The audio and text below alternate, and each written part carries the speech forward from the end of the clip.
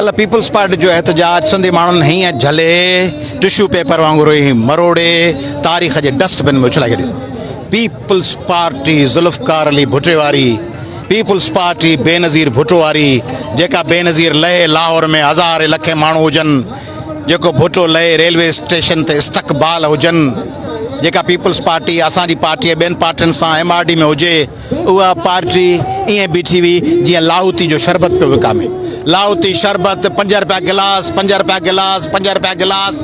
ओ लाहौती जी शरबत वांगुरु peoples party जा MNA MP वज़ीर बाज़ार में बीठा, अबा हेॾां अच भाउ 5 रुपये में शरबत पी वञे, अबा हेॾां अच 5 रुपये में शरबत पी वञे।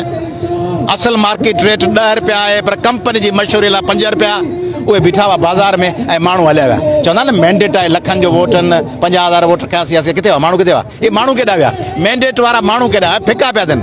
हिकिड़े हमरा नारो हुयो कंहिं नालनि जा हामी सभु हारामी, ॿिए चयो इहो नारो छो पियो हणी, इहो नारो त न हण। हुनखे एतिराज़ हो, हुनखे ख़बर हुई त इहो नारो सिधो मुंहिंजे मुंहं में पियो लॻे। तंहिंजे करे कल्ह ॾाढा बुछड़ा थिया आहिनि। जे माण्हू खे थोरो हया शर्म हुजे त माण्हू पुठिते अचे, माज़रत करे।